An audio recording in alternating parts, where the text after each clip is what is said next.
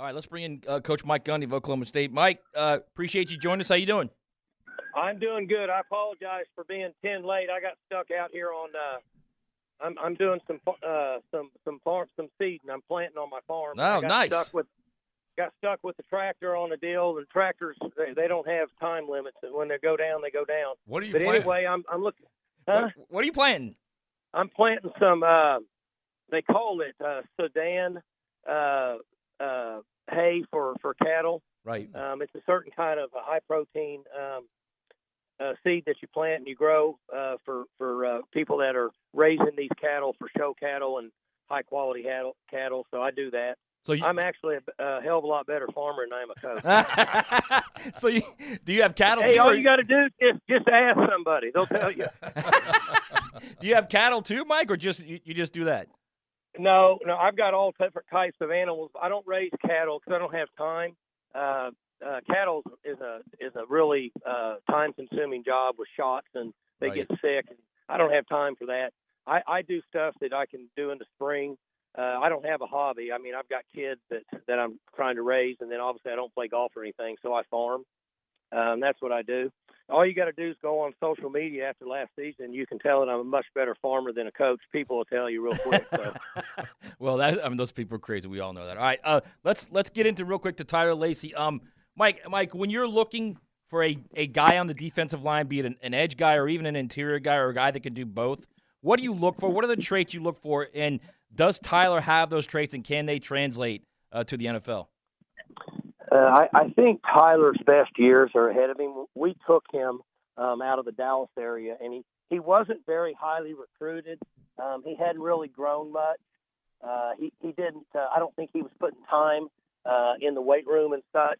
And then he got here with us and really decided to push himself, develop his body, himself basically mentally and physically.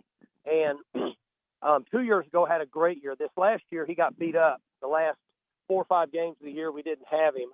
And then he got a little concerned about playing in the bowl because of his NFL future, which we understand that. But I think his best years are ahead of him because I'm not sure that he ever really reached his potential here. It took him a couple years to decide, you know what, I want to do this. I want to compete. I want to be a tough guy. I want to play in the trenches. He already had the physical ability, and he's really, really intelligent. He's very smart. Figure things out. He gets it, and he can adapt. So I think he'll do well during the transition there with you guys. Yeah, Coach, I want to piggyback off of that. What kind of leadership qualities does he have that's going to translate well over to the next level? Well, that's what I'm saying. He's got great football savvy, and he understands things that have to be done from a leadership standpoint. And so what I'm hoping, and I try to tell these guys that leave here and they get picked and get an opportunity to go play at the next level, they need to continue on with the skills they have that have made them or put themselves in a position to play at the next level. Just because they're going to the NFL, they don't need to try to cut in line. They don't need to try to knock anybody over, but they need to display, and they also need to show the leadership skills that got him to this point. And he has that. What I like about Tyler, he's highly intelligent. He can figure that out. And when you can figure things out, in most cases, you'll get it accomplished unless you just don't have the ability. And that's not the case with Tyler. I think his best years are ahead of him. I think he's probably going to gain, 12 to 15 pounds. He'll continue to work in the weight room. He's been trained really well here in the weight room, so he knows the benefits of it. And his speed and hand-to-hand combat's his strength. So if he ties all that in like he has here, he should carry his leadership skills down there with you guys. Oklahoma State head coach Mike Gundy joining us on XL Primetime. Mike, when we spoke with Tyler after he was drafted on Saturday in the media room, he said he can play anywhere from the nose to the 5-tech. Where do you expect him playing with the Jaguars, and maybe where could he play even further down the line as he continues to develop?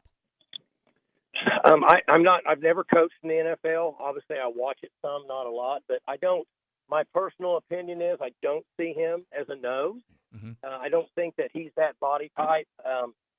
Again, I don't coach defense in the NFL. I've never been in the NFL, but I know a lot of those guys playing in the NFL are 320 to 340 pounds. A little bit different. His strength is a 3 technique, a 5 technique, a 9, He's a wide rusher.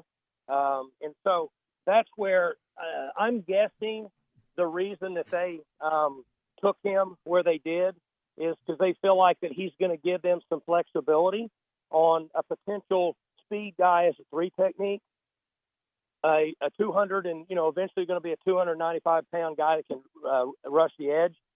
And 2 years ago, and even some last year, but we stood him up a lot on the edge like they do with NFL rushers. And he brings a little bit different approach in the fact that he's not the 270-pound guy. He's going to be the 295-pound guy that can stand up and run and push a tackle.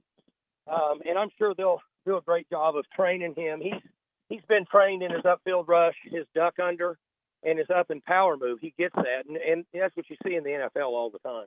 We're talking with head coach Mike Gundy of Oklahoma State. Want to throw some college ball at you real quick before we're done. But Okay. 60 pounds was added to his frame. That's all good weight in your estimation then, and he can carry more? Yeah, I think he can carry 10, 12, 15. Tyler's probably 20, 19, 20, 23 or 24 now. Mm-hmm. Then those guys generally will carry a little more weight and mature physically all the way up till about 26, 27 years old. So he could carry 12 to 15 more. And I'm sure that's what they see. They see, okay, even if he grabs 10 more, he can still stand up and rush. Mm-hmm. And I think that's what they like about him. Or, okay, so we had an injury or two. We need him to play a little backup 3 technique. Well, he's done that. He understands how to change his hand-to-hand combat when he's trying to hold a gap down there in the 3 technique, and also power rush based on the guard or center that he's competing against. Hey, Mike, how did spring practice go, number one? And number two, how difficult or how exciting or both is it to coach your son, Gunner? Well, first off, spring was very interesting. We have 28 new players, guys. 28 new players. Almost a third of our team was new this spring. Wow. Based on the portal. And, of course, it's everywhere in the country. We have high school kids that are graduating early now. You'll have 2 or 3 JUCO transfers and then the portal. So we had to distribute reps somewhat evenly amongst what would be 28 new players for 2 reasons. One, because we brought them in here to play. We got to see what they can do. And 2, we've got to make sure that everybody understands our system. Because when we come back in the fall, people think, well, we got all August to get ready. I mean, we don't get that many practices. NCAA is really limited as practice-wise. So spring went good, but it was very, very different with all the new players. We'll have an additional 11 come in, so just give this some thought. When we start in August, we'll have 39 new players on our team from last year. Wow. 39. Literally, I didn't even know who some of the guys were in the spring. And the players change numbers all the time. Right. So I had to ask, who was number 8? Who just made that play? Who's number 3? I didn't even know who some of the guys were. And so we're learning in the transition there. And then, having the ability to coach or be on a team with my son is pretty special. I've got 3 of them, but one's older and lives in Dallas, has got a real job. And Gunner, of course, is a redshirt freshman here. I got another one that's a senior in high school. And to be able to spend that time with them, watch them develop, to see them grind and push and to be able to fail, let them figure it out, let them work back through it, persevere is hard. It's hard as a parent to let your child fail, but it's the best thing for them so they can fix it and do it on their own. We live in a society today where parents fix everything for kids, and kids don't learn to do anything on their own. And we're guilty of that too. Kristen and I, my wife and I are guilty of that. But we try to let them grow. Same thing with Gunner in football. I don't get near the quarterbacks. I stay away because I just let them do what they need to do. But it's special times. I got to extend my life with him 4 to 5 more years with my kids. I love my kids. I love to work, but I don't have hobbies. So I want to be around my kids all the time. And that's what this is. This gives me a chance to extend my life with my kids. Love it. Mike, before we let you go, do you want to ask about another Jaguars draftee who you're familiar with, obviously hailing from not only the Big 12, but the state of Oklahoma, Anton Harrison, the left tackle for the Sooners the last 3 years, expected to move potentially to the right side here in the NFL. What do you remember about your meetings with Harrison throughout the course of the last 3 seasons? He should have. I thought he should have went earlier.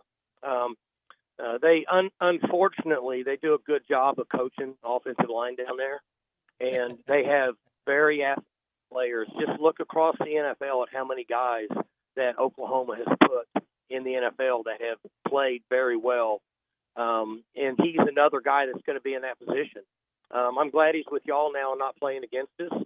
But I he should have went earlier. I mean,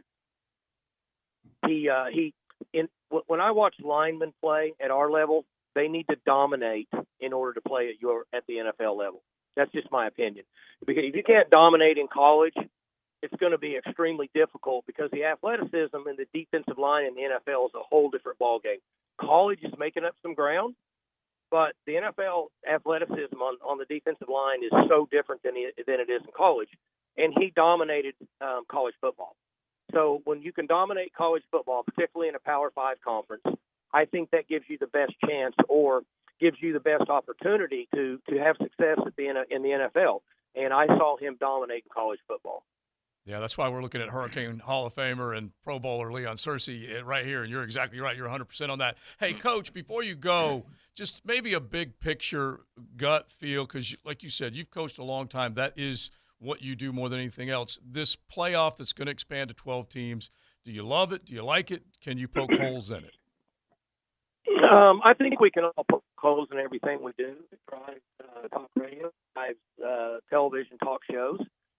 We can do that, but in the end, this is pros, okay? Television pays salaries. Television. Your phone's slipping just a little bit. Whatever they want to do, they're going to be able to do it. So coaches, players, the rest of us, we might be able to communicate with them some to get them to adjust a little bit here and there. They're calling the shots. They're paying the bills.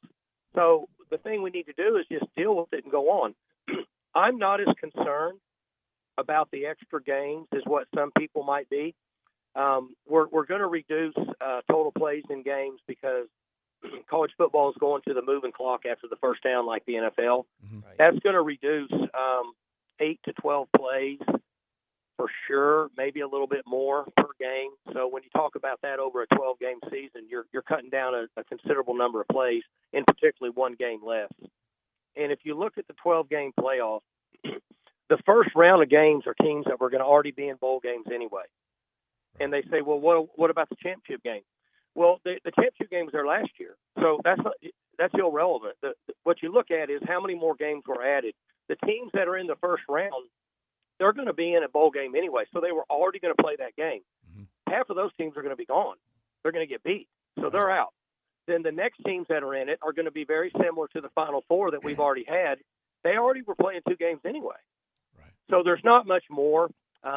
Television drives the market. It is what it is. We deal with it. We go on down the road. Hey, Mike, we really appreciate your time, man. Get back on that track, all right? John Dutton. I will. I'm going to see if I can get this. You bet. I'm going to see if I can get it in the ground. Hey, if you guys need anything else, let me know. You'll love Tyler now. Once you get to know him, he's got an infectious personality. He's great with the media. Awesome. That's awesome. Thanks, Mike. Appreciate it. Thank you. All right, guys. Have a good one.